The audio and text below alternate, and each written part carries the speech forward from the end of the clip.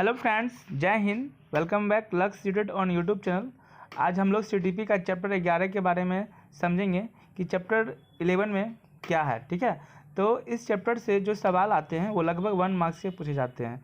तो आज का जो मेरा जो चैप्टर है सीटीपी का चैप्टर फर्स्ट, उसका नाम है अधिगम का मूल्यांकन। ठीक है, इवैल्यूएशन ऑफ लर्निंग। तो जानेंगे इसके बारे में कि क्या होता है। आप इस वीडियोज़ को 1 से 2 बार, मतलब 1 बार या 2 से 3 बार अगर आप देखे हैं तो ये आपको पूर्ण रूप से समझ में आ जाएगा कि मूल्यांकन क्या होता है और मूल्यांकन में अधिगम का क्या रोल है। ये आपको अच्छी तरह से समझ में आ जाएगा।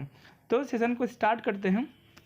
पहले हम जानेंगे कि मूल्यांकन होता है क्या। ठीक है, इवैल्यूएशन किसे कहा जाता है। इवैल्यूएशन का मतलब होता है कि मूल्यांकन शिक्षण अधिगम प्रक्रिया का एक सोपान है जिसमें शिक्षक यह सुनिश्चित करता है कि उसके द्वारा की गई शिक्षण व्यवस्था तथा शिक्षण को आगे बढ़ाने की क्रियाएं कितनी सफल रही। ठीक है, और अगला है मेरा अधिगम का मूल्यांकन। अब अधिगम का मूल्यांकन में क्या प्रक्रिया होता है। यह मूल्यांकन जो होता है शिक्षा के प्रति शिक्षा प्राप्ति के बाद क्रिया किया जाता है। अर्थात मतलब जब शिक्षक बच्चों को सिखा देते हैं तब वह मूल्यांकन के द्वारा यह जांचने की कोशिश करते हैं कि शिक्षार्थी ने कितना सीखा। ठीक है, और अधिगम के लिए मूल्यांकन। अधिगम के लिए मूल्यांकन जो होता है इसमें शिक्षक बच्चों को सिखाने के लिए बच्चों को उस टॉपिक का अवधारणा के प्रति ज्ञान का मूल्यांकन करता है। जैसे कि शिक्षक कक्षा के कार्य को व्यक्त करता है, उन्हें पढ़ाता है, उसके बाद बच्चों की आवश्यकताओं की पूर्ति के लिए योजना बनाता है।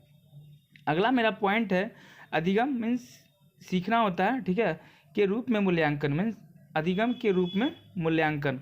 इसमें क्या होता है कि शिक्षक बच्चों से अधिगम के रूप में कोई क्रिया कराया जाता है। ठीक है, यह क्रियाकलाप एक प्रकार से अधिगम है, परंतु शिक्षक उस क्रियाकलाप के द्वारा बच्चों का मूल्यांकन कर लेता है। ठीक है, तो ये थे कुछ मूल्यांकन से रिलेटेड। ठीक है, और हम आगे बढ़ते हैं। आप जानेंगे कि विद्यालय आधारित मूल्यांकन क्या होता है।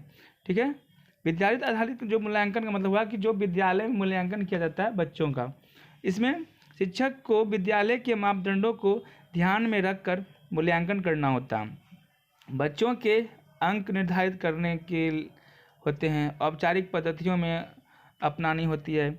मीन्स कहने का कि मतलब विद्यालय के स्तर से जिस तरह से बच्चों के लिए मूल्यांकन करने की जो आवश्यकताएं होती है, ठीक है, तो उस तौर तरीके से बच्चों का मूल्यांकन किया जाता है। अगला है मेरा सतत एवं व्यापक मूल्यांकन। सतत का अर्थ होता है निरंतर मीन्स, या फिर हम उसको बोल सकते हैं लगातार, और व्यापक का अर्थ होता है सर्वांगीण या फिर विस्तार, हम उसको बोल सकते हैं। ठीक है, मतलब सतत का मतलब कोई भी काम को लगातार करना, निरंतर करते रहना, और व्यापक मतलब विस्तृत रूप से करना। अर्थात बच्चों का निरंतर एवं सर्वांगीण विकास का अर्थात मीन्स सभी क्षेत्रों का मूल्यांकन ही सतत एवं व्यापक मूल्यांकन कहलाता है।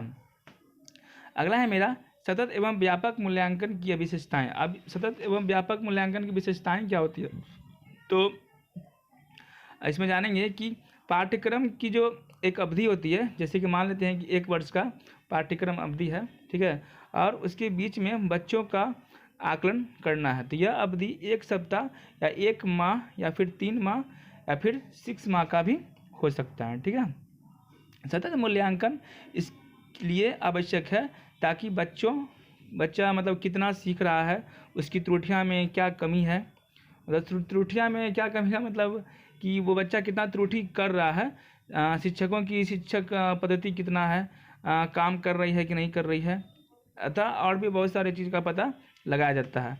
तो आगे उसमें क्या सुधार किया जाए, इस चीज़ का सतत मूल्यांकन किया जाता है। बच्चों का सर्वांगीण विकास अर्थात सभी एक क्षेत्रों में का मूल्यांकन होना। सभी क्षेत्रों का मूल्यांकन ये हुआ कि जिस तरह से बच्चों को हम जो चीज़ पढ़ाएं, जो टॉपिक पढ़ाएं या जो हम बुक पढ़ाएं बच्चों को, तो उस किताब का जो उस चैप्टर का जो मुख्य उद्देश्य था पढ़ाने का, ठीक है, बच्चों को बताने का, तो बच्चा से ये चीज़ हम मूल्यांकन करेंगे कि बच्चा हमारी बात को इस किताब में जो क्या कहना चाहता है वो बच्चा सीख पाया कि नहीं पाया, वो समझ पाया कि नहीं पाया, तो इस चीज़ का मूल्यांकन करते हैं। मीन्स निरंतर यानी कि पूरा विस्तृत रूप से। सतत एवं व्यापक मूल्यांकन में बच्चों की बुद्धि एवं शिक्षा और उसकी रुचि का स्तर, सीखने का तरीका, काम करने की क्षमता, सामाजिक विकास, संज्ञानात्मक विकास, भाषा विकास, तार्किक क्षमता, आर्थिक सामाजिक स्तर, पृष्ठभूमि आदि ऐसे बहुत सारे चीज़ सम्मिलित होते हैं जिससे कि बच्चों का आकलन मूल्यांकन किया जाता है। ठीक है। अब सतत एवं व्यापक मूल्यांकन की कुछ विधियाँ होती हैं जिसके द्वारा हम बच्चों को अवलोकन करते हैं। ठीक है। जैसे कि निरीक्षण के द्वारा ऑब्जर्वेशन करते हैं, प्रश्नावली पूछकर, ठीक है, बच्चों को बताते हैं, प्रश्न उत्तर करके, साक्षात्कार लेके, उसके बाद जांच सूची के तहत, विवरण के थ्रू, रिकॉर्ड के थ्रू। ठीक है। तो ये सब एक तरह का विधि है। ठीक है। सतत एवं व्यापक बच्चों का मूल्यांकन करने के लिए। ठीक है। और आपको याद रखना है कि प्राथमिक स्तर